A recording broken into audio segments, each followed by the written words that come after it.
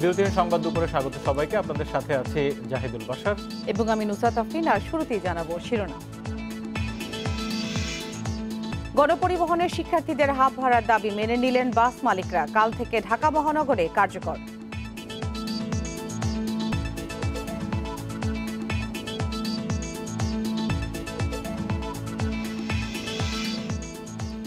বাস চাপায় শিক্ষার্থী নিহতের জেরে রাজধানীর বিভিন্ন স্থানে ছাত্রদের বিক্ষোভ, রামপুরায় সড়ক অবরোধ।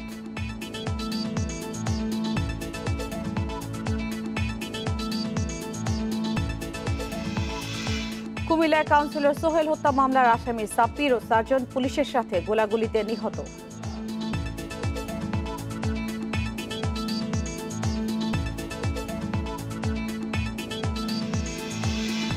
এবং চট্টগ্রাম টেস্টে পাকিস্তানের কাছে ৮ উইকেটে হেরে গেল বাংলাদেশ। সিরিজে ১-০তে এগিয়ে সফরকারীরা।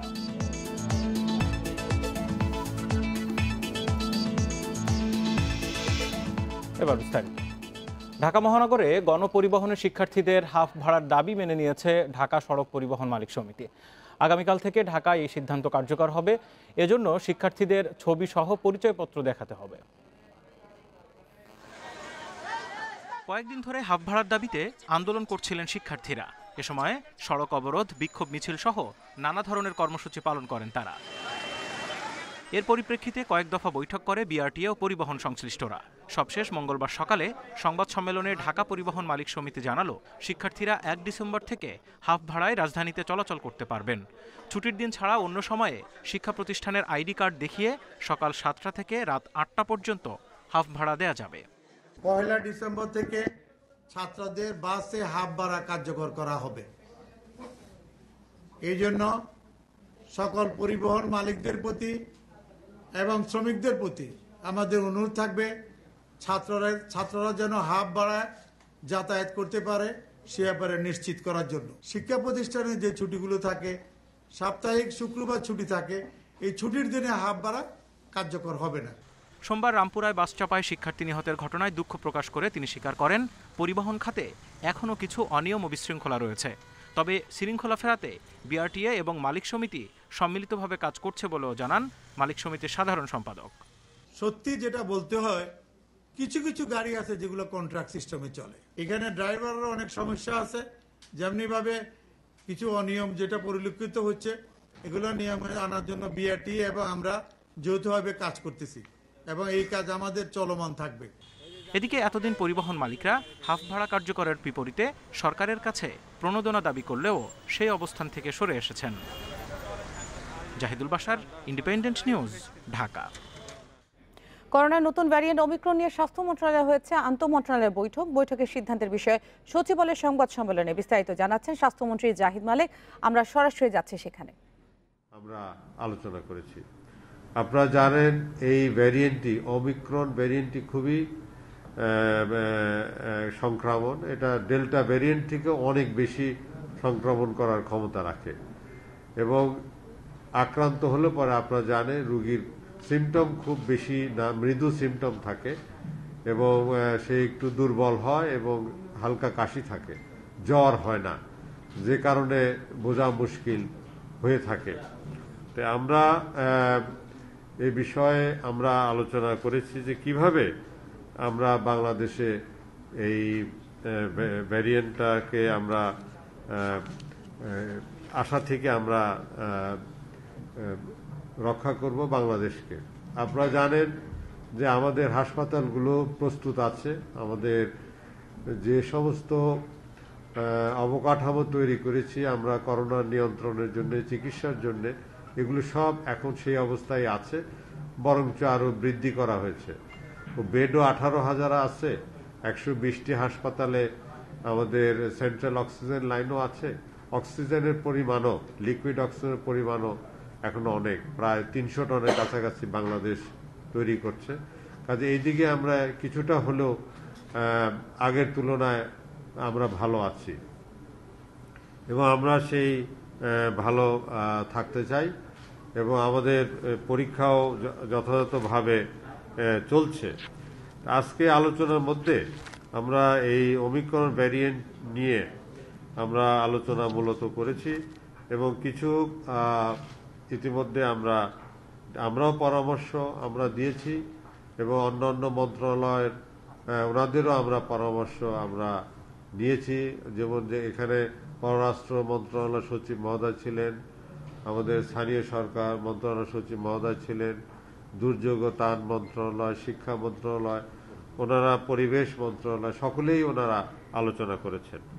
তা আমরা যা যা আলোচনা করেছি এই বিষয়ে আপনাদেরকে আর একটু বলি। সেটা হলো যে আমরা যে বিদেশ থেকে যখন আসবে, বিশেষ করে আফ্রিকার দেশের থেকে, মানে আফ্রিকান কন্টিনেন্ট থেকে অথবা সাউথ আফ্রিকা থেকে, সেখানে আমরা চাইব নিরুৎসাহিত করা এই মুহূর্তে যাতে তারা না আসে এবং তাদের সাথে আমাদের কোনো ফ্লাইট যাতে না থাকে, এবং ওখান থেকে যারাই আসুক তাদেরকে 14 দিন কোয়ারেন্টাইনে থাকতে হবে বাধ্যতামূলক, এবং সেটা হোম কোয়ারেন্টাইন নয়, ইনস্টিটিউশনাল কোয়ারেন্টাইন, সেই ব্যবস্থা থাকতে হবে এবং সেই কোয়ারেন্টাইনটা ম্যানেজমেন্ট খুব শক্ত হতে হবে।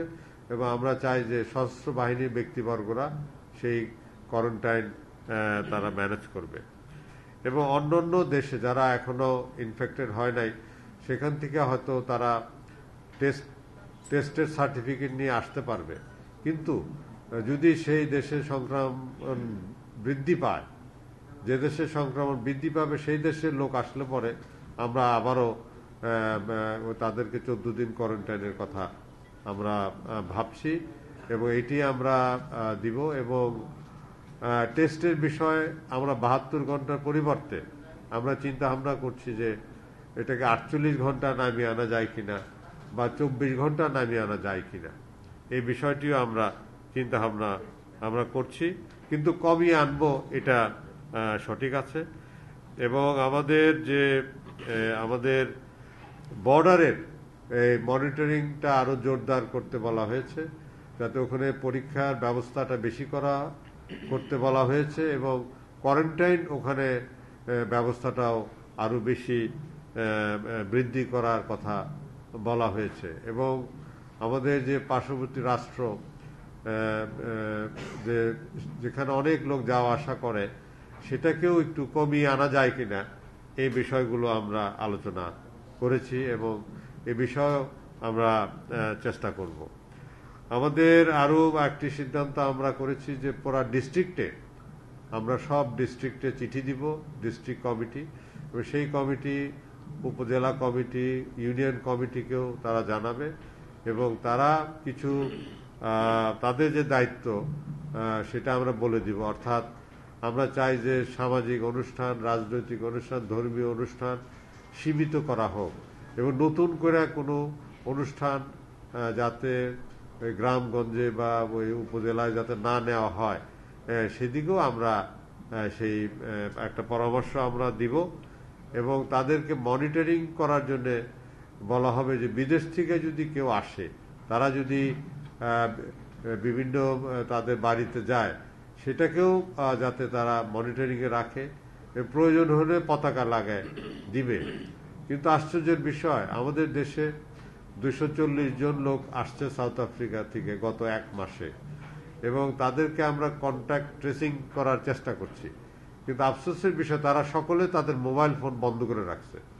পরে তাদেরকে খুঁজে বের করার জন্য স্থানীয় প্রশাসনকে আমাদের বলতে হয়েছে যে তাদেরকে খুঁজে বের করেন, এবং তারা ঠিকানাটাও তারা ভুল দিয়েছে। কাজে এই ধরনের কাজও এটা হয়ে থাকে, আমাদেরকে এই বিষয়ে আরো সতর্ক হতে হবে। এবং আমরা এটাও বলেছি বিভিন্ন মন্ত্রণালয়, যেমন স্থানীয় সরকার মন্ত্রণালয় বা ধর্ম মন্ত্রণালয়, তারা জানি তাদের যে ওখানে মেয়র, উপজেলা চেয়ারম্যান এদেরকেও যাতে চিঠি লেখেন, বলেন যে সমস্ত আমাদের এখন করণীয় আছে সেগুলো জানি করে, যেমন সভা সমিতির কথা, মেলা, এগুলো যাতে এখন না করে, সীমিত করে, এই বিষয়গুলো বলা হবে। এবং মসজিদের মাধ্যমেও যাতে এই বিষয়ে আলোচনা হয়, ভুল মেসেজ না দেওয়া হয়, এটি ইসলামিক ফাউন্ডেশনের মাধ্যমে এটা করার জন্য আমরা অনুরোধ করেছি। স্কুলের বিষয়, কলেজের বিষয় এখন বর্তমানে যে অবস্থা আছে সেই অবস্থায় আমরা রাখতে বলেছি এবং আমরা বৃদ্ধি করতে আমরা পরামর্শ দিয়েছি। করোনার নতুন ভ্যারিয়েন্ট ওমিক্রন নিয়ে স্বাস্থ্য মন্ত্রণালয়ের বৈঠকের পর বিস্তারিত জানাচ্ছিলেন স্বাস্থ্যমন্ত্রী।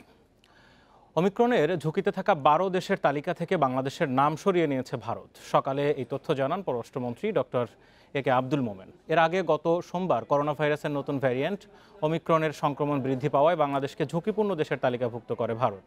এতে তালিকাভুক্ত দেশগুলোর যাত্রীদের ভারতে প্রবেশের ক্ষেত্রে নিজ খরচে RT-PCR পরীক্ষা সহ অতিরিক্ত ব্যবস্থা অনুসরণ করতে হবে বলে নির্দেশনা দেওয়া হয়। ভারতীয় স্বাস্থ্য মন্ত্রণালয়ের হালনাগাদ করা ঝুঁকিপূর্ণ দেশের তালিকায় থাকা অন্য দেশগুলোর মধ্যে রয়েছে যুক্তরাজ্য, দক্ষিণ আফ্রিকা, ব্রাজিল, চীন, সিঙ্গাপুর, ইসরায়েল সহ ইউরোপের দেশগুলো।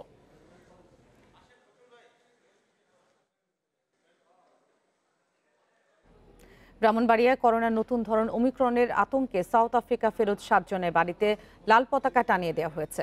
সোমবার সন্ধ্যায় জেলার করোনা কমিটির এক জরুরি বৈঠকে এই সিদ্ধান্ত জানানো হয়। জেলা প্রশাসক জানান, সম্প্রতি সাউথ আফ্রিকা থেকে 7 জন ব্রাহ্মণবাড়িয়ায় ফিরেছেন, যাদের মধ্যে বাঞ্ছারামপুরে 1 জন, কসবার 3 জন, নবীনগরে 1 জন এবং সদর উপজেলার 2 জন রয়েছে। সাউথ আফ্রিকা থেকে আসা নাগরিকের বাড়িতে প্রাথমিক নিরাপত্তা পদক্ষেপ হিসেবে লাল পতাকা টানিয়ে হোম কোয়ারেন্টাইন নিশ্চিত করা হয়েছে। সেই সাথে আখাউড়ায় স্থলবন্দর দিয়ে যাত্রী পারাপারে স্বাস্থ্য পরীক্ষার নির্দেশনা জারি করা হয়েছে।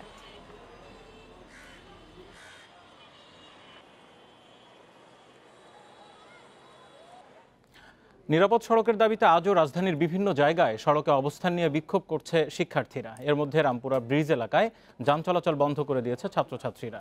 প্রত্যক্ষদর্শীরা জানান, সকাল 10:30টার দিকে রামপুরা ব্রিজের উপর অবস্থান নেন শিক্ষার্থীরা। তাদের হাতে নিরাপদ সড়ক সহ বিভিন্ন দাবি সম্বলিত প্লে কার্ড দেখা গেছে।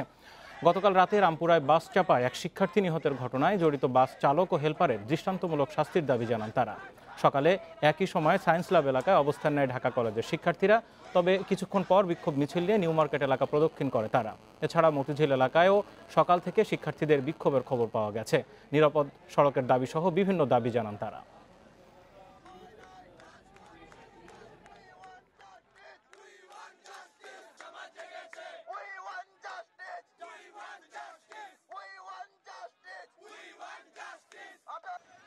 কেন আমাদের বারবার আমরা ভাই বোন হারাচ্ছি? আমরা নিরাপদ সড়ক চাই। ও যে মারা গেল, আমরা এর সুবিচার চাই, এর জন্য আমরা আসছি। লোকাল বাস যারা চালায়, যারা অহরহ মানুষ মারতেছে, আমরা ওদের বিরুদ্ধে কথা বলতেছি। নতুন নতুন ড্রাইভার বাইরে এসেছে, যে বকুশি চালায়, যে কারণে একজনের আকাম করে আর 10টা ড্রাইভার বদনাম হয়। শুধুমাত্র বেপরোয়া পরিবহন বা চালকই সড়ক দুর্ঘটনার জন্য দায়ী নয়, বেপরোয়া যাত্রী ও পথচারীও দুর্ঘটনার অন্যতম কারণ বলে মন্তব্য করেছেন আওয়ামী লীগের সাধারণ সম্পাদক ওবায়দুল কাদের। সকালে রাজধানীর ধানমন্ডিতে দলের সভাপতির রাজনৈতিক কার্যালয়ে এই কথা বলেন তিনি। এ সময় ওবায়দুল কাদের সড়কে দুর্ঘটনা রোধে চালক, যাত্রীসহ সবাইকে আরও সতর্ক ও দায়িত্বশীল হওয়ার পরামর্শ দেন। পরে শিক্ষার্থীদের আন্দোলন নিয়ে বলেন, শিক্ষার্থীদের কিছু দাবি ইতোমধ্যে মেনে নেওয়া হয়েছে। অপর এক প্রসঙ্গে ওবায়দুল কাদের বলেন, বিএনপি চেয়ারপারসন খালেদা জিয়ার পাশে আছে দলের চিকিৎসক ও লোকজন। কাজেই উনাকে যদি স্লো পয়জনিং করা হয়ে থাকে তবে তারাই সেটা করতে পারে। এখানে আওয়ামী লীগ বা সরকারের দায় থাকার সুযোগ নেই। এ সময় স্থানীয় সরকার নির্বাচন প্রসঙ্গে তিনি বলেন, এই নির্বাচন অতীতেও শান্তিপূর্ণ হয়নি, তবে নির্বাচন নিয়ে সহিংসতায় যারা জড়িত তাদের কোনো ছাড় দেওয়া হবে না। সামনে ছুটন্ত গাড়ি, পেছনে ছুটন্ত গাড়ি, সেদিকে কারো লক্ষ্য নেই। তো বেপরোয়া চালক এখানে অবশ্যই দায়ী, সঙ্গে সঙ্গে বেপরোয়া পথচারীও এর জন্য দায়ী আছে। পথচারীরাও আজকে ট্রাফিক রুলের ব্যাপারে সতর্ক হয় না, এসব বিষয় আছে। কুমিল্লায় কাউন্সিলর সহ জোড়া খুনের মামলায় এজাহারভুক্ত 2 আসামি পুলিশের সাথে গোলাগুলিতে নিহত হয়েছে। সোমবার রাত 12টার দিকে সংরাইশ এলাকায় এই ঘটনা ঘটে। নিহতরা হলেন মামলার 3 নম্বর আসামি সাব্বির হোসেন এবং 5 নম্বর আসামি সাজন। পুলিশ জানায়, আসামিদের খোঁজে সংরাইশ ও নবগ্রাম এলাকায় অভিযান চালায় পুলিশ ও ডিবি পুলিশের একাধিক দল। গোমতী নদীর বেড়িবাঁধের কাছে আসামিরা পুলিশকে লক্ষ্য করে গুলি ছুড়লে পুলিশও পাল্টা গুলি চালায়। পরে ঘটনাস্থল থেকে গুলিবিদ্ধ 2 জনকে উদ্ধার করে হাসপাতালে নেয়ার পর চিকিৎসক মৃত ঘোষণা করেন। এই ঘটনায় 3 পুলিশ সদস্য আহত হয়েছে। ঘটনাস্থল থেকে আগ্নেয়াস্ত্র উদ্ধারের কথা জানিয়েছে পুলিশ। আরেকজন নাম হলো সাজেন, ওরা নাকি কাউন্সিলর সাহেবের এজার নামে আসে। আমাদের লোক আহত হয়েছে, হাসপাতালে আছে। আমরা তো মোবাইল টিম ছিলাম, আমরা নিয়ে আসছি হাসপাতালে। ডাক্তার সাহেব মৃত ঘোষণা করছে, মর্গে রাখা হয়েছে। রাঙামাটির বন্দুকভাঙ্গা এলাকায় প্রতিপক্ষের গুলিতে জনসংহতি সমিতির এক সদস্য নিহত হয়েছেন। ভোর 6টার দিকে এই ঘটনা ঘটে। নিহত আবিষ্কার চাকমা জেএসএস মূল দলের সদস্য ছিলেন। রাঙামাটি কোতোয়ালি থানার ওসি কবির হোসেন জানান, বন্দুকভাঙ্গার চারিহং এলাকার ঘটনাস্থল থেকে পুলিশ মরদেহ উদ্ধার করে। স্থানীয়রা জানায়, আবিষ্কার চাকমা বন্দুকভাঙ্গায় এসে অবস্থান করছে এমন তথ্য পেয়ে প্রতিপক্ষের অস্ত্রধারী লোকজন ভোরে চারিহং এলাকার মানিক্য চাকমার বাড়িতে হানা দেয়। সেখানে অবস্থানরত আবিষ্কার চাকমাকে গুলি করে পালিয়ে যায় তারা।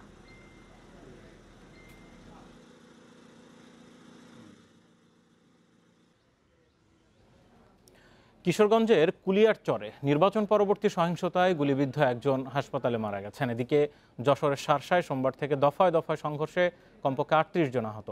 তবে পরিস্থিতি নিয়ন্ত্রণে সতর্ক অবস্থানে থাকার কথা জানিয়েছে পুলিশ। অন্যদিকে সাতক্ষীরার পুষ্পকাঠি এলাকায় সহিংসতার অভিযোগে 13 জনকে আটক করেছে পুলিশ। যশোরের শার্শা উপজেলার 10 ইউনিয়নে গেল 28 নভেম্বর তৃতীয় ধাপে নির্বাচন অনুষ্ঠিত হয়। তবে ফল ঘোষণার পর থেকে বিভিন্ন ইউনিয়নে বিজয়ী ও পরাজিত চেয়ারম্যান ও সদস্য প্রার্থীর সমর্থকদের মধ্যে সংঘর্ষ শুরু হয়। মঙ্গলবার সকালে শার্শার পান্তাপাড়ায় 2 সদস্য প্রার্থীর সমর্থকদের সংঘর্ষে 5 জন আহত হন। এর আগে সোমবার বাগাছটার সামটা গ্রামে 2 চেয়ারম্যান প্রার্থীর সমর্থকদের সংঘর্ষে আহত হন 14 জন। এর মধ্যে গুরুতর 8 জনকে যশোর জেনারেল হাসপাতালে ভর্তি করা হয়েছে। এছাড়া ডুবপাড়া, বাইকুলা, দাঁতখালী, রাড়িপুকুর, গোগা সহ বিভিন্ন এলাকায় পরাজিত প্রার্থীর সমর্থকদের উপর হামলা ও বাড়িঘরে ভাঙচুর করা হয়। এতে আহত হন বেশ কজন। গিয়ে দেখি ওরা রামদা নিয়ে এসে মারামারি করছে, আব্বুদের মারছিল। মারার পরে আমরা গেছি, আমাদের এরকম মেরেছে, এসব মাথায় বাড়ি মেরেছে। যে মেম্বারের ছেলেপিলে এসে যাচ্ছে আমাদের এক ভ্যাগনি রয়েছে প্রথম দ্বীপের হাসে প্রথম যখন মাথা বাড়ি মিলল তখন ও মাথা ফেটে গেছে। তার ওই রডের বাড়ি দিয়ে মনে করেন যে গুরুতর আহত করে। এদিকে কিশোরগঞ্জের কুলিয়াচরের গোবরিয়া আবদুল্লাপুর ইউনিয়নে নির্বাচন পরবর্তী সহিংসতায় গুলিবিদ্ধ হয়ে হাসপাতালে চিকিৎসাধীন একজনের মৃত্যু হয়েছে। অন্যদিকে সাতক্ষীরা দেবহাটা উপজেলার পুষ্পকাঠি এলাকায় পরাজিত প্রার্থীর কর্মী সমর্থকদের বাড়ি ও ব্যবসা প্রতিষ্ঠানে বিজয়ী প্রার্থীর সমর্থকদের হামলার অভিযোগ উঠেছে। এই ঘটনায় কয়েকজনকে আটক করেছে পুলিশ। ঘটনার সাথে সাথে পুলিশ ঘটনাস্থলে উপস্থিত হয়ে তাৎক্ষণিকভাবে ঘটনার সাথে জড়িত 13 জনকে গ্রেপ্তার করেছে এবং ইতিমধ্যে থানায় একটি মামলা রুজু হয়েছে। আরও যারা এই ঘটনার সাথে যুক্ত আছে এবং বিশৃঙ্খলার চেষ্টা করেছে বা চেষ্টা করবে তাদের প্রত্যেককে আমরা আইনের আওতায় নিয়ে আসব। এছাড়া মেহেরপুর সদর উপজেলার বুড়িপোতায় নির্বাচনে পরাজিত সদস্য প্রার্থী শরীফুদ্দিনের 400 কলা গাছ কেটে দেওয়ার অভিযোগ উঠেছে। রেশমি নন্দী, ইন্ডিপেন্ডেন্ট নিউজ। কিশোরগঞ্জে নির্বাচন পরবর্তী সহিংসতার আরও বিস্তারিত নিয়ে সহকর্মী শাহজাহান সাজু আমার সাথে যুক্ত আছেন। বিস্তারিত জানবো সাজু। কিশোরগঞ্জের যে গোবরিয়া ইউনিয়ন এলাকায় সহিংসতার খবর আমরা পাচ্ছি, একজন মারাও গেছে এর মধ্যে। সেখানকার সর্বশেষ কি পরিস্থিতি আর কেন আসলে এই ঘটনাগুলো এখন ঘটছে? সর্বশেষ অবস্থা এলাকার পরিস্থিতি এখন থমথমে। নির্বাচনের দিন স্বতন্ত্র প্রার্থী এবং নৌকার প্রার্থী তাদের যে সমর্থক তারা সংঘর্ষে জড়ায় কুলিয়ারচরের গোবরিয়া আবদুল্লাপুর ইউনিয়নের দক্ষিণ গোবরিয়া আবদুল্লাপুর প্রাথমিক বিদ্যালয় যে কেন্দ্র, সেই কেন্দ্রের সামনে তারা সংঘর্ষে জড়ায়। পুলিশ এই সংঘর্ষ থামানোর জন্য সর্বশেষ বাধ্য হয়ে মানে গুলি বর্ষণ করতে বাধ্য হয়। তো এই স্থানীয়রা যে মত দিচ্ছেন যে পুলিশের গুলিতে যিনি মারা গেছেন তিনি আহত হয়েছিলেন। তবে পুলিশ আমাদেরকে যেটা জানিয়েছে যে আমাদের গুলিতে সে আহত হয়নি। আপনি জেনে থাকবেন যে দেলোয়ার হোসেন নামে যে লোক গুলিবিদ্ধ হয়েছে, প্রথমে ফাজিলপুর মেডিকেল কলেজ হাসপাতালে তাকে নেওয়া হয়েছিল, সেখানে তার চিকিৎসা হয়নি। পরে ঢাকায় একটি মানে প্রাইভেট হাসপাতালে তার চিকিৎসা হয়। গত রাত্রে তিনি মারা গেছেন। আর পুলিশের বক্তব্য তাদের গুলিতে মারা যায়নি, এলাকাবাসী বা স্থানীয়দের যে বক্তব্য আমরা নিয়েছি সেটা পুলিশের গুলিতে মারা গেছে। কারণ ওইখানে শুধু পুলিশে গুলি বর্ষণ মানে করেছিল। আর উনি কোন পক্ষের লোক সেটা মানে জানতে আসলে আমরা একটু মানে বেকায়দা পড়ে গেছি। কারণ নৌকার প্রার্থী বলছে আমার লোক আর স্বতন্ত্র প্রার্থীও বলছে আমার লোক। এই লাশ নিয়ে এখন দুই পক্ষের টানাটানি। আর সর্বশেষ অবস্থা ওই আবদুল্লাপুর গোবরিয়া আবদুল্লাপুর এলাকা এখন থমথমে অবস্থা বিরাজ করছে। পুলিশের বাড়তি নজরদারি আছে। এই ছিল কিশোরগঞ্জ কুলিয়ারচর থেকে আমার কাছে সব শেষ।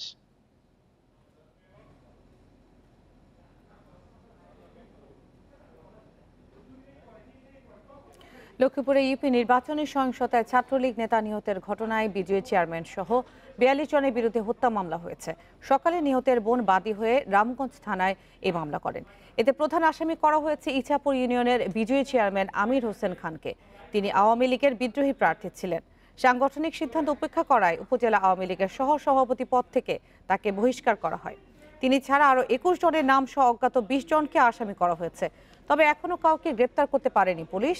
গত রোববার ভোটের দিন কেন্দ্রের বাইরে 2 চেয়ারম্যান প্রার্থীর সমর্থকদের সংঘর্ষ হয়। সেই সময় ইউনিয়ন ছাত্রলীগের সভাপতি সাজ্জাদ হোসেন সজীব গুরুতর আহত হন। পরে চিকিৎসাধীন অবস্থায় মারা যান তিনি।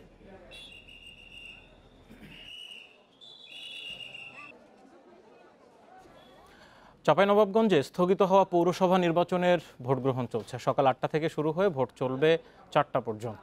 জেলা নির্বাচন অফিসার জানান, পৌরসভার 15 ওয়ার্ডের 72টি ভোট কেন্দ্রে সকাল থেকে শান্তিপূর্ণভাবে চলছে ভোট গ্রহণ। নিরাপত্তা নিশ্চিতে প্রতিটি কেন্দ্রে পুলিশ, বিজিবি ও আনসার সদস্য মোতায়েন রয়েছে। এবারের পৌর নির্বাচনে মেয়র প্রার্থী হিসেবে প্রতিদ্বন্দ্বিতা করছেন 4 জন। এছাড়া সংরক্ষিত নারী কাউন্সিলর পদে 22 ও সাধারণ কাউন্সিলর পদে 87 জন প্রার্থী রয়েছেন। গাজীপুরের জরুন এলাকায় একটি নিটওয়ার কারখানায় আগুন লেগেছে, তা নিয়ন্ত্রণে কাজ করছে ফায়ার সার্ভিসের 6 ইউনিট। এ নিয়ে আরো জানাতে এবার ঘটনাস্থল থেকে যোগ দিচ্ছেন সহকর্মী আবুল হাসান। আবুল হাসান, ঠিক কখনই আগুনের ঘটনা ঘটে আর ফায়ার সার্ভিসের কয়টি ইউনিট কাজ করছে, সবশেষ কি অবস্থা? দেখুন, দুপুর 12টার দিকে জরুন এলাকায় রিপন নিটওয়ার কারখানার ফেব্রিক্সের গুদামে অগ্নিকাণ্ডের সূত্রপাত হয় এবং স্থানীয় শ্রমিক এবং আশপাশের লোকজন আগুন নেভানোর চেষ্টা করে। তারপর না পেয়ে ফায়ার সার্ভিসের খবর দেওয়া হয় এবং ফায়ার সার্ভিসের এখন 6টি ইউনিট কিন্তু আগুন নেভানোর কাজে ব্যস্ত রয়েছে। যে লেলিহান শিখা, সেইটির কারণে কিন্তু যে ভিতরে ফেব্রিক্স কারখানা মালামাল ছিল সেগুলো কিন্তু পুড়ে গেছে এবং এখন ধোঁয়া বেরোচ্ছে আমরা দেখতে পাচ্ছি। এবং এখানে বিপুল সংখ্যক ফায়ার সার্ভিসের কর্মী, পাশাপাশি কারখানার যারা শ্রমিক রয়েছেন তারা আগুন নেভানোর জন্য কাজ করে যাচ্ছেন। ফায়ার সার্ভিসের কর্মকর্তাদের সঙ্গে আমি কথা বলেছিলাম, তারা যেটি জানিয়েছেন মূলত এখানে শুরুতে পানি কিছু স্বল্পতা ছিল এবং ভিতরে কাপড় পোড়ার যে ধোঁয়া, সেই ধোঁয়ার কারণে তারা আগুন নেভাতে শুরুতে বেগ পেতে হয় এবং পরবর্তীতে মিনি ডিবিএলের 6টি ইউনিট এখন আগুন নেভানোর জন্য কাজ করে যাচ্ছে। এবং কারখানার আমি শ্রমিকদের সঙ্গে কথা বলছিলাম, তারা যেটি জানিয়েছেন যে কারখানার 5তলা বিল্ডিংয়ের নিচতলায় আগুন লেগেছে এবং অন্য যে ফ্লোর ছিল সেখানে কর্মরত প্রায় 3000 শ্রমিক তারা নিরাপদেই বের হয়ে যেতে সক্ষম হয়েছেন এবং ভিতরে কোনো শ্রমিক আসলে আটকে নেই। এবং ফায়ার সার্ভিস থেকেও আমাদেরকে কোনো আহত বা নিহতর খবর নিশ্চিত করতে পারেনি। মোটামুটি এখন আগুন নিভানোর প্রায় শেষ পর্যায়ে। ফায়ার সার্ভিস বলছে যে আর আধা ঘন্টা বা 45 মিনিটের মতো লাগবে তাদের নিয়ে আসতে এবং এই কাজে তারা এখন মূলত ব্যস্ত রয়েছে। তবে আগুন লাগার যে কারণ সেটি প্রাথমিকভাবে তারা এখনো নিরূপণ করতে পারেনি। তারা বলছেন যে বিষয়টি তদন্ত করে আগুন লাগার কারণ এবং যে ক্ষয়ক্ষতির পরিমাণ সেটি তারা বের করতে পারবেন। এবং কারখানার যারা ঊর্ধ্বতন কর্তৃপক্ষ, মালিক পক্ষ তারাও এসেছেন, এখানে স্থানীয় প্রশাসন, পুলিশ প্রশাসন লোকজন এসেছেন, তারা কিন্তু রয়েছেন এবং যারা কর্মরত শ্রমিক ছিল তাদেরকে কারখানা থেকে বের করে দেওয়া হয়েছে এবং কারখানাটি কিন্তু এখন ছুটি চলছে। তবে কারখানার মালিক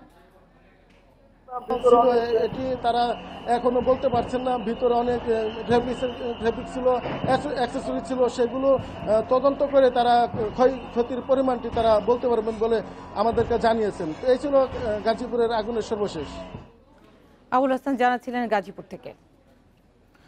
আগামী বছর থেকে নতুন শিক্ষাক্রম চালুর কথা থাকলেও এখনো পাণ্ডুলিপির কাজই শেষ করতে পারেনি এনসিটিবি।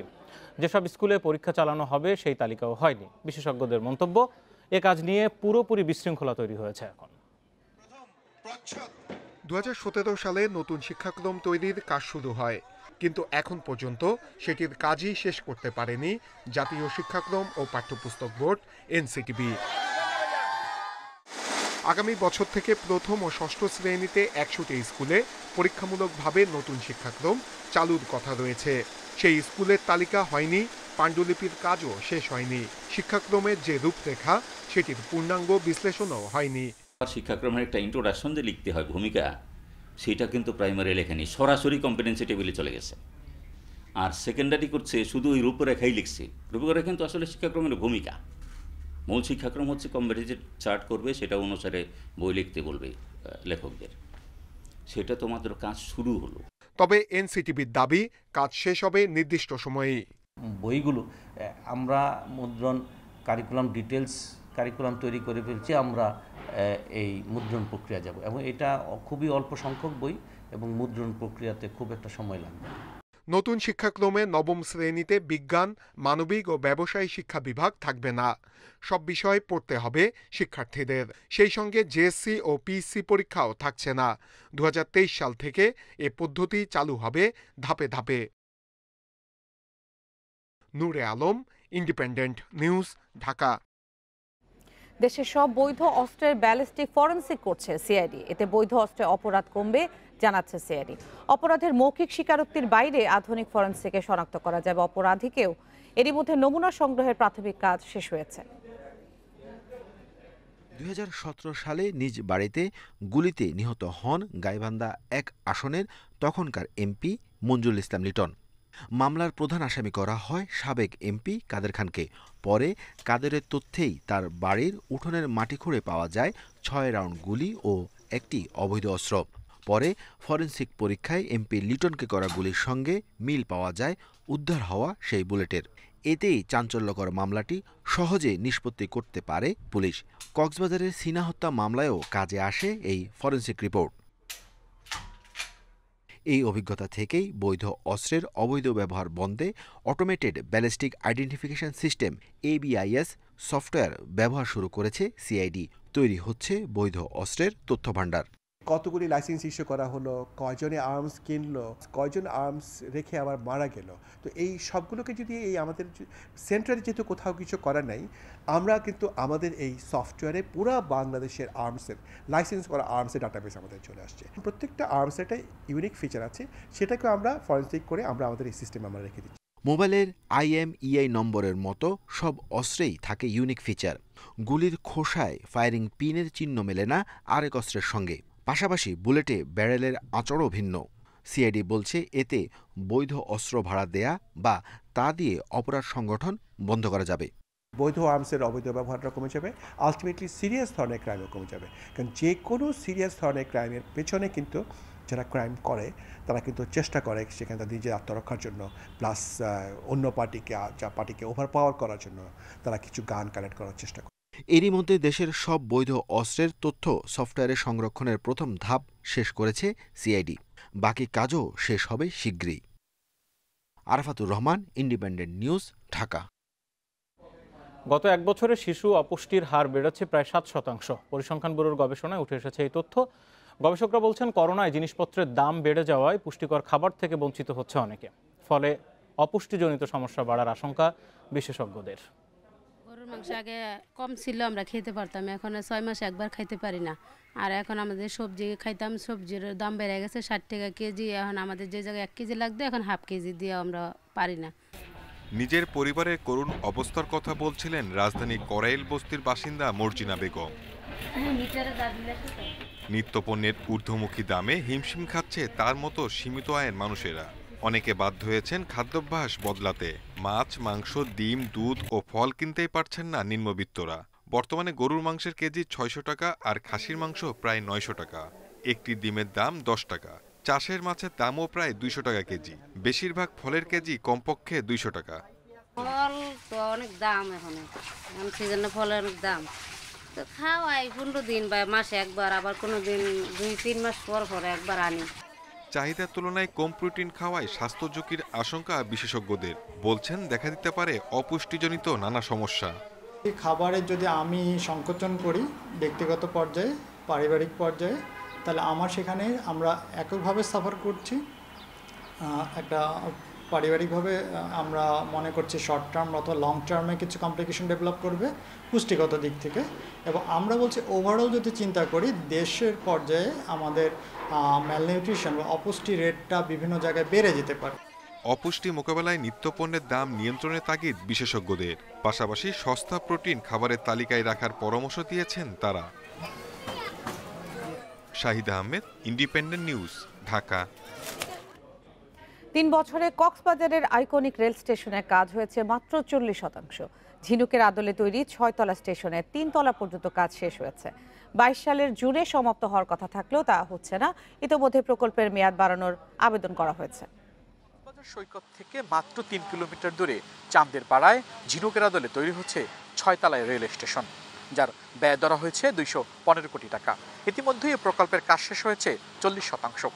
প্রকল্প সংশ্লিষ্টরা বলছেন ঝিনুকের মূল পেটেই হবে মূল স্টেশন, যেখানে থাকবে আন্তর্জাতিক মানের রেল স্টেশনের সব সুবিধা। করোনা ও বর্ষায় কাজ বন্ধ থাকলেও এখন চলছে পুরোদমে। 29 একর জায়গা জুড়ে রেল স্টেশনের মূল ভবন ছাড়াও 17টি ভবন নির্মাণ করা হবে এখানে। স্টেশনটির দ্বিতীয় তলায় ফুটওভার ব্রিজ ব্যবহার করে যাত্রীরা উঠবেন ট্রেনে।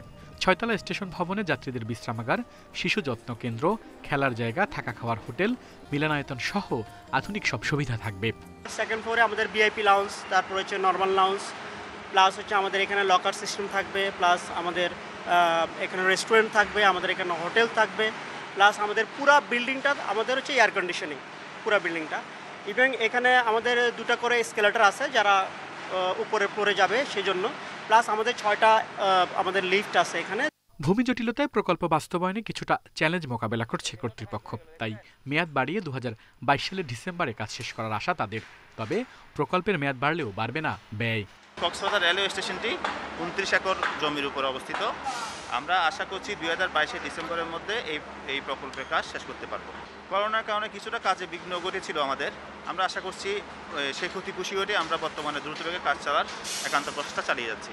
চট্টগ্রাম কক্সবাজারের ঘুমধুম 128 কিলোমিটার রেললাইন প্রকল্পের দোহাজারি, সাতকানিয়া, লোহাগাড়া, হারবাং, চকরিয়া, ডুলাহাজরা, ইসলামাবাদ, রামু ও কক্সবাজারে আরও 9টি রেল স্টেশন নির্মাণ করার কথা থাকলেও এরই মধ্যে পুরোদমে কাজ এগিয়ে চলছে 4টি স্টেশনের।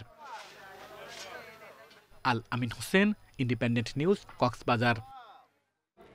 ব্যক্তিশ্রেণীর করদাতার 2020-21 অর্থ বছরের আয়কর রিটার্ন জমা দেওয়ার শেষ দিন চলছে। সকাল থেকে রিটার্ন জমা দিচ্ছেন কর কর্মকর্তারা। রিটার্ন জমা দিতে সকাল থেকে কর অঞ্চলের কার্যালয়গুলোয় করদাতাদের উপচে পড়া ভিড় রয়েছে। অনেক কার্যালয়ে লম্বা লাইনে দাঁড়িয়ে রিটার্ন জমা দিতে হচ্ছে। চাপ সামলাতে হিমশিম খাচ্ছেন কর কর্মকর্তারা। এবার রিটার্ন জমা নিতে কেন্দ্রীয় মেলার পরিবর্তে অফিসেই মাসব্যাপী সেবা দিচ্ছে জাতীয় রাজস্ব বোর্ড এনবিআর। শুরুর দিকে চাপ কম থাকায় খুব কম সময় রিটার্ন জমা দেন করদাতারা, তবে শেষ দিকে বেড়েছে চাপ। এদিকে সচেতনতা তৈরিতে আজ সারা দেশে পালিত হচ্ছে জাতীয় আয়কর দিবস। আইন অনুযায়ী প্রতি বছর 30 নভেম্বর আয়কর দিবস পালন করে এনবিআর। এবারও দিবস উপলক্ষে আলোচনা সহ নানা কর্মসূচি নিয়েছে সংস্থাটি।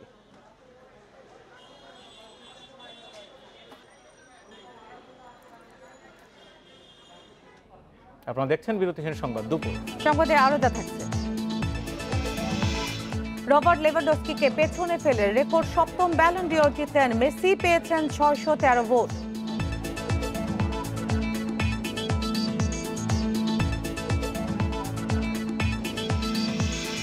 করোনা নতুন ধরন ওমিক্রন বিশ্বজুড়ে উচ্চ ঝুঁকি তৈরি করতে পারে বলে সতর্ক করেছে বিশ্ব স্বাস্থ্য সংস্থা।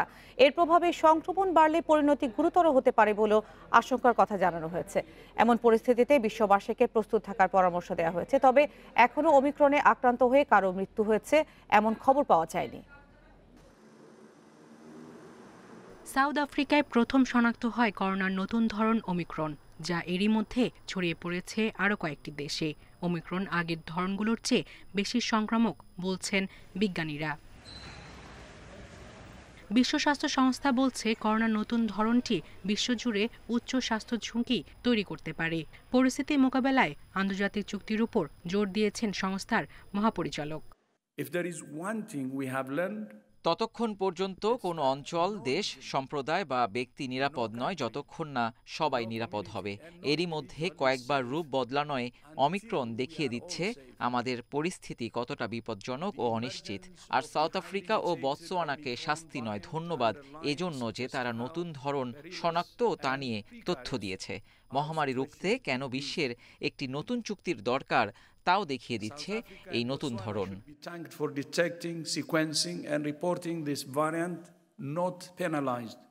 এই পরিস্থিতিতে টিকা প্রয়োগের উপর জোর দিচ্ছে বিশ্ব স্বাস্থ্য সংস্থা। যারা বেশি ঝুঁকিতে আছেন তাদের অগ্রাধিকার দেওয়ারও পরামর্শ দেওয়া হচ্ছে। কম ঝুঁকিতে থাকা এবং প্রাপ্তবয়স্ক যারা এরই মধ্যে টিকা নিয়েছেন তাদের বুস্টার ডোজ দেওয়ার আগে সব দেশের স্বাস্থ্যকর্মী, বয়স্ক ব্যক্তি ও ঝুঁকিতে থাকা মানুষদের অবশ্যই টিকা নিতে হবে। এদিকে ওমিক্রন ঠেকাতে নতুন করে লকডাউন দিতে শুরু করেছে অনেক দেশ। পাশাপাশি চলছে আন্তর্জাতিক চলাচল ও সীমান্ত বন্ধের তোড়জোড়। সায়রা খান, ইন্ডিপেন্ডেন্ট নিউজ। করোনার নতুন ধরন ওমিক্রন নিয়ে আতঙ্কের কারণ নেই বলে দাবি করেছেন মার্কিন প্রেসিডেন্ট জো বাইডেন। ভয় না পেয়ে দ্রুত করোনার টিকা নিতে এবং মাস্ক পরতে নাগরিকদের আহ্বান জানিয়েছেন তিনি। সোমবার হোয়াইট হাউসে এক সংবাদ সম্মেলনে এই কথা জানান মার্কিন প্রেসিডেন্ট। এক এক করে নানা দেশে শনাক্ত হচ্ছে করোনার নতুন ধরন ওমিক্রন। এ পর্যন্ত বিশ্বের 17 দেশে শনাক্ত হয়েছে ওমিক্রন। সবশেষ সুইডেন ও স্পেনে 1 জন করে, পর্তুগালে 13 জন ও স্কটল্যান্ডে 6 জন এবং কানাডায় 5 জনের শরীরে মিলেছে নতুন এই ধরন। ওমিক্রন শনাক্ত হওয়ায় আফ্রিকার দেশগুলোর ওপর ভ্রমণ নিষেধাজ্ঞা দিয়েছে বিশ্বের অন্তত 44টি দেশ। বিস্তারিত তথ্য হাতে না পাওয়া পর্যন্ত ঝুঁকি নিতে চাচ্ছেন না রাষ্ট্রপ্রধানরা। আপাতত আমাদের কাছে প্রাথমিক পর্যায়ের তথ্য আছে। সাউথ আফ্রিকায় এই ধরন খুব দ্রুত ছড়াচ্ছে, তবে আমি মনে করি করোনা পরীক্ষার হার বাড়ানোই শনাক্ত দ্রুত হচ্ছে। তবে এই মুহূর্তে খুব বেশি আতঙ্কিত হবার কিছু নেই বলেই মনে করি।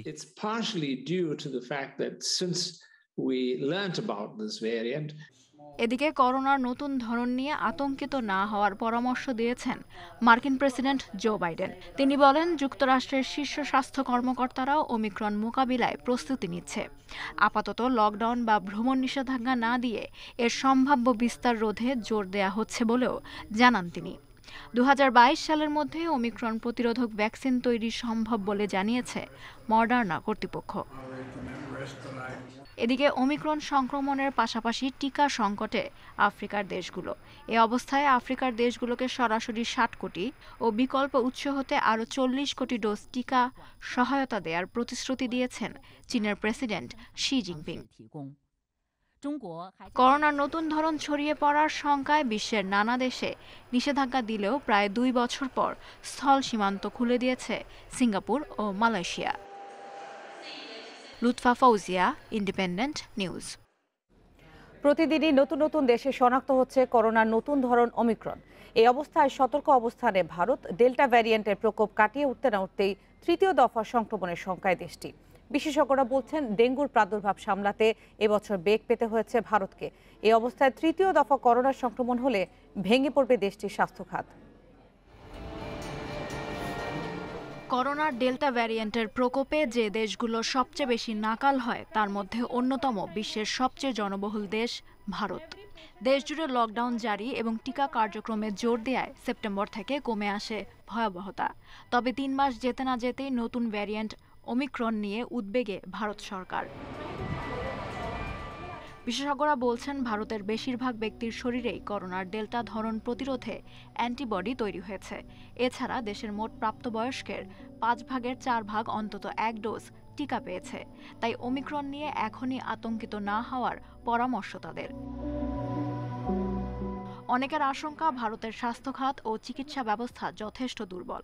তাই করোনার তৃতীয় দফার সংক্রমণ হলে তা সামলাতে বেগ পেতে হবে সরকারকে। সম্প্রতি দেশটিতে ডেঙ্গুর প্রাদুর্ভাব বেড়ে যাওয়ায় এ শঙ্কা জানিয়েছেন তারা। ওমিক্রন আতঙ্কের মধ্যেই ভারতে করোনা পজিটিভ হয়েছেন দক্ষিণ আফ্রিকা ফেরত এক ব্যক্তি। যদিও তিনি ওমিক্রনে আক্রান্ত কিনা সে বিষয়ে এখনও নিশ্চিত হওয়া যায়নি। বিশেষজ্ঞরা জানিয়েছেন, ভারতবাসীর এখনই উদ্বেগ বা অযথা আতঙ্কিত হওয়ার কোনো কারণ নেই। শারীরিক দূরত্ব বজায় রাখা, টিকা কার্যক্রম গতিশীল করা, নিয়মিত মাস্ক ব্যবহার ইত্যাদি নিয়ম মানলে করোনার নতুন ধরন মোকাবিলা অনেকটা সহজ হবে। স্বাধীন কমিশন গঠন করে ওমিক্রনের নিরপেক্ষ বৈজ্ঞানিক মূল্যায়নের আহ্বান জানিয়েছেন বিশেষজ্ঞরা। একই সাথে স্বাস্থ্যকর্মী নিয়োগ, গ্রাম ও শহরে চিকিৎসা সেবার সুষম বন্টন, অনুন্নত অঞ্চলগুলোকে অগ্রাধিকার দেওয়ার মতো দীর্ঘমেয়াদী পদক্ষেপের তাগিদ বিশেষজ্ঞদের। Lutfa Fouzia, Independent news. বিশ্বে একদিনে করোনায় 5,200 মানুষের মৃত্যু হয়েছে। নতুন শনাক্ত 4,23,000-এরও বেশি। এই নিয়ে বিশ্বে করোনা এখন পর্যন্ত প্রাণহানি ছাড়িয়েছে 52,23,000, আর এ পর্যন্ত আক্রান্ত 26,23,00,000-এরও বেশি। 24 ঘন্টায় সবচেয়ে বেশি 1200 জনের মৃত্যু হয়েছে রাশিয়ায়। একদিনে দেশটিতে শনাক্ত 33,000-এরও বেশি রোগী। সোমবার সবচেয়ে বেশি 1,50,000 রোগী শনাক্ত হয়েছে যুক্তরাষ্ট্রে। দেশটির প্রাপ্তবয়স্ক সব নাগরিককে করোনার বুস্টার ডোজ নেওয়ার আহ্বান জানিয়েছেন centre for disease and control. December থেকে ভারতে শারীরিকভাবে অসুস্থ শিশুদের অগ্রাধিকার দিয়ে টিকা কার্যক্রমের আওতায় আনা হবে। এছাড়াও দেশটির 44 কোটি শিশুকেই আগামী বছর টিকা দেওয়া হবে বলে জানিয়েছে ভারত সরকার। মিয়ানমারের ক্ষমতাচ্যুত নেত্রী অং সান সুচির বিরুদ্ধে প্রথম রায় 6 ডিসেম্বর পর্যন্ত পিছিয়েছে সামরিক শাসনে থাকা একটি আদালত। এই বিচার প্রক্রিয়ার সঙ্গে সম্পর্কিত এক সূত্রের বরাত দিয়ে এই তথ্য জানিয়েছে রয়টার্স।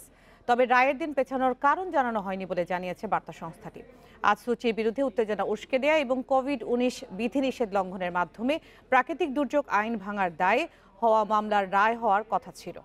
দোষী সাব্যস্ত হলে প্রথম মামলায় সর্বোচ্চ 2 বছর এবং আরেকটিতে সুচির সর্বোচ্চ 3 বছর পর্যন্ত কারাদণ্ড হতে পারে। সুচির ন্যাশনাল লীগ ফর ডেমোক্রেটিক দলের নেতা ও ক্ষমতাচ্যুত প্রেসিডেন্ট উইন মিন্টো এসব অভিযোগে বিচারের মুখোমুখি হয়েছেন। দোষী সাব্যস্ত হলে তারও একই সাজা হতে পারে।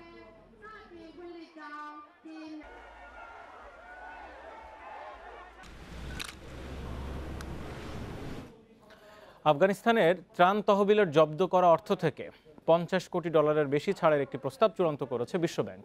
এই অর্থ মানবিক সহায়তা সংস্থাগুলোকে দেওয়া হবে বলে সূত্রের বরাত দিয়ে জানিয়েছে বার্তা সংস্থা রয়টার্স। তবে এতে বঞ্চিত থেকে যাচ্ছে দেশটির হাজারো সরকারি কর্মচারী। প্রস্তাবটি নিয়ে আজ অনানুষ্ঠানিক আলোচনায় বসবেন বিশ্বব্যাংক বোর্ড সদস্যরা। প্রস্তাবটি অনুমোদিত হলে এই অর্থ মূলত যাবে আফগানিস্তানের জরুরি চিকিৎসা প্রয়োজন মেটাতে। বর্তমানে আফগানিস্তান রিকনস্ট্রাকশন ট্রাস্ট ফান্ডের $150 কোটি আটকে রেখেছে বিশ্বব্যাংক। গত আগস্টে আফগানিস্তানে তালেবানের উত্থানের পর থেকেই চরম আর্থিক সংকটে রয়েছে দেশটি।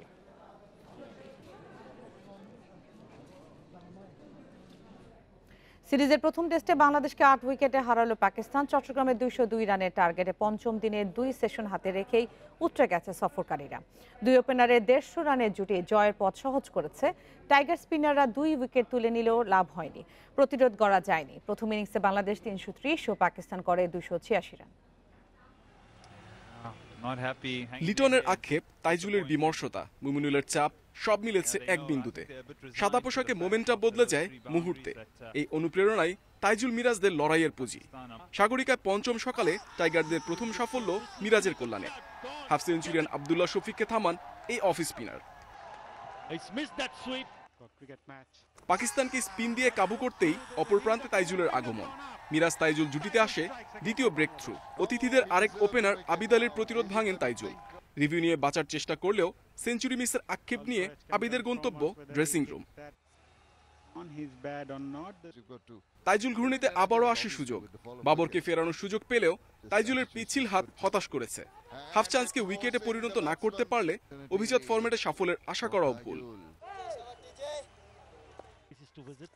বাবর আজহারদের সংগ্রাম দেখে স্পষ্ট, টার্গেট ছোট না হলে হয়তো সাগরিকা টেস্ট চ্যাম্পিয়নশিপে জয়ের অভিষেকটা হতেই পারত।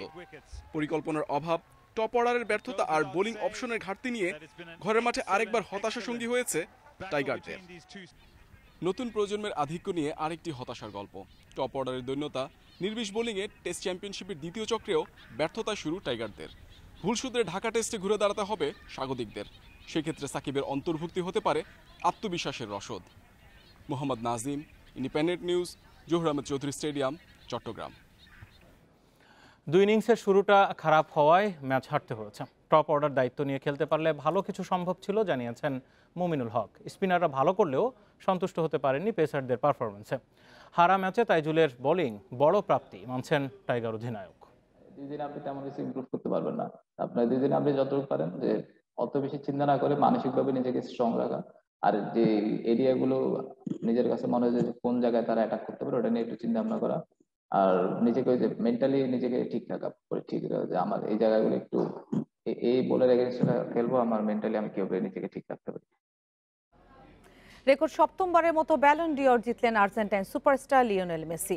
মোট 613 ভোট পেয়ে রবার্ট লেভানডস্কিকে পেছনে ফেলে এই পুরস্কার জেতেন মেসি। দ্বিতীয় স্থানে থাকা বায়ার্ন তারকা পেয়েছেন 580 ভোট। এছাড়া নারীদের ব্যালন ডিওর জিতেছেন অ্যালেক্সা পুতিয়াস। সেরা গোলরক্ষক ইতালির ডোনারুমা। দেশের হয়ে কোনো ট্রফি জয়ের অপবাদ ঘুচিয়েছেন। কোপা আমেরিকায় হয়েছেন সেরাদের সেরা। বার্সার হয়ে তেমন কিছু জিততে না পারলেও করেছেন 32 গোল, জিতিয়েছেন কোপা দেল রে। যার সাথে প্রতিদ্বন্দ্বিতা সেই লেভানডস্কি করেছেন 53 গোল। তবে ট্রফি ক্যাবিনেটে মেসির মতো সাফল্য নেই। অনুমিতই ছিল মেসির 7ম ব্যালন ড'অর জয়ের। ভোটাভুটিতে লেভার চেয়ে 33 ভোট বেশি পেয়েছেন আর্জেন্টাইন সুপারস্টার। এই পুরস্কার সবসময় বিশেষ কিছু। বছরটা আমার জন্য স্মরণীয় ছিল। যা নতুন একটা স্টেজে সাহায্য করছে। পিএসজিতে এসে ভালো করতে চেষ্টা করছি আমি ও আমার পরিবার এখানে মানিয়ে নিয়ে ফুটবলটা উপভোগ করতে চেষ্টা করছি। 2020 সালে করোনার কারণে ব্যালন ড'র অর দেয়া হয়নি, সেবার নিশ্চিতভাবেই জিততেন লেভানডস্কি। এবারও হেরে গেছেন মেসির কাছে, তবে খালি হাতে ফিরতে হয়নি, হয়েছেন বর্ষসেরা স্ট্রাইকার। সেরা গোলকিপারের পুরস্কার উঠেছে ইতালির ইউরো জয়ের নায়ক ডোনারুমার হাতে। মেয়েদের ব্যালন ড'র অর জিতেছেন বার্সেলোনা তারকা অ্যালেক্সা পুতিয়াস। 21 বছরের নিচে সেরা ফুটবলার হয়েছেন আরেক বার্সা তারকা পেড্রি। দেখুন, এটা আমার কাছে বড় সম্মানের। এর মানে আমি সঠিক পথে আছি, আমি গর্বিত, আমি এই ফর্ম ধরে রাখতে চাই। নিঃসন্দেহে এটা জয় করা অনেক বড় অর্জন। এই পুরস্কারের জন্য অনেক ত্যাগ স্বীকার করতে হয়েছে। কঠিন সময়ে পরিবারকে পাশে পেয়েছি সব সময়। ব্যালন ড'র অরের মঞ্চে সবচেয়ে বেশি আলো ছড়িয়েছে চেলসি ফুটবলাররা। সর্বোচ্চ 11 জন পেয়েছেন নমিনেশন, সেজন্যই বর্ষসেরা ক্লাব নির্বাচিত হয়েছে Chelsea. Mazharul Islam, independent news. স্বাধীনতা কাপে ডি গ্রুপের ম্যাচে আজ নৌবাহিনীর মুখোমুখি হবে বর্তমান চ্যাম্পিয়ন বসুন্ধরা কিংস। কমলাপুর স্টেডিয়ামে ম্যাচ শুরু সন্ধ্যা 6টায়। গত মৌসুমের বেশিরভাগ ফুটবলারই ধরে রেখেছে বসুন্ধরা কিংস নতুন মুখ বসনিয়ান ফরওয়ার্ড স্টোয়ান ভ্রানিয়াস। সার্ভিসের দলগুলোর সাথে যুক্ত থাকায় স্বাধীনতা কাপে সোহেল রানা, মেহেদি ও সুমন রেজাকে পাচ্ছেন না কোচ অস্কার ব্রোজান। অন্যদিকে জাতীয় দলের বেশ কয়েকজন ফুটবলার নিয়ে শক্ত দল এখন নৌবাহিনীর। দিনের অন্য ম্যাচে বিকেল 4টায় চট্টগ্রাম আবাহনী খেলবে পুলিশ এফসির বিপক্ষে। আবারও জীবন ফিরে পাচ্ছে অস্ট্রেলিয়ার গ্রেট ব্যারিয়ার রিফ। সেখানে নতুন করে জন্ম নিচ্ছে প্রবাল, যার ফলে ইউনেস্কোর বিপদাপন্ন ঐতিহ্যের তালিকা থেকে উত্তরণ করতে পারে এই প্রাকৃতিক সৌন্দর্যে। এতে এই প্রবাল প্রাচীর নিয়ে নতুন করে আশার আলো দেখছেন বিজ্ঞানীরা। রং ও জীবনের অভূতপূর্ব বিস্ফোরণ ঘটেছে অস্ট্রেলিয়ার গ্রেট ব্যারিয়ার রিফে। নতুন করে বংশবৃদ্ধি হচ্ছে বিশ্বের বৃহত্তম প্রবাল প্রাচীরের। বিজ্ঞানীরা বলছেন 2-3 দিন ধরে সব প্রবালের একসঙ্গে শুক্রাণু এবং ডিম্বাণু নিঃসরণ হচ্ছে। এর ফলে রঙিন হয়ে উঠেছে সমুদ্রের তলদেশ। যা দেখলাম তা আমার কল্পনারও বাইরে। ভাবিনি একসঙ্গে এত রং এভাবে দেখতে পারবো। বিজ্ঞানীরা সমুদ্রের তলদেশে এই অভূতপূর্ব দৃশ্য পর্যবেক্ষণ করছেন। তারা বলছেন বৈশ্বিক উষ্ণায়নের ফলে ঝুঁকিতে আছে গ্রেট ব্যারিয়ার রিফ। এরই মধ্যে প্রবালের বংশবিস্তার জাগাচ্ছে নতুন আশা। সত্যি এবারের প্রবল নিষিক্তকরণ ছিল অসাধারণ ঘটনা। 10 বছর ধরে এই প্রবাল পর্যবেক্ষণ করছি, তবে এবারের পরিস্থিতি একেবারে আলাদা। ঘন্টার পর ঘন্টা ধরে চলছে নিষিক্তকরণ, যা সত্যিই বিরল। মঙ্গলবার কুইন্সল্যান্ডের কেয়ার্নস উপকূলে এই প্রবাল প্রাচীরের নিষিক্তকরণের চিত্র ধারণ করেছেন বিজ্ঞানীরা। সেখানে প্রবাল বিভাজন ঘটে প্রতি বছরই, তবে একসঙ্গে নিষিক্তকরণ হয় বছরে একবার। এ সময় বংশবিস্তার ঘটে দ্রুত। জলবায়ু পরিবর্তনের বিরূপ প্রভাবের কারণে ঝুঁকিতে রয়েছে বিস্ময়কর এই প্রবাল অঞ্চল। 3,48,000 বর্গ কিলোমিটার জায়গা জুড়ে 2,500 প্রবাল প্রাচীর রয়েছে কেয়ার্নস উপকূলে। 2016-17 সালে বৈশ্বিক উষ্ণতা অস্বাভাবিক হারে বাড়ায় মারাত্মক ক্ষতিগ্রস্ত হয় 2/3 প্রবাল। Mushrifa Nuzhat, independent news. আর এই ছিল এখনকার বিরতিহীন সংবাদ দুপুরে। ধন্যবাদ এতক্ষণ সাথে থাকার জন্য। ফেসবুক, ইউটিউব আর টুইটার অ্যাকাউন্টে চোখ রাখুন। সংবাদের আরো বিস্তারিত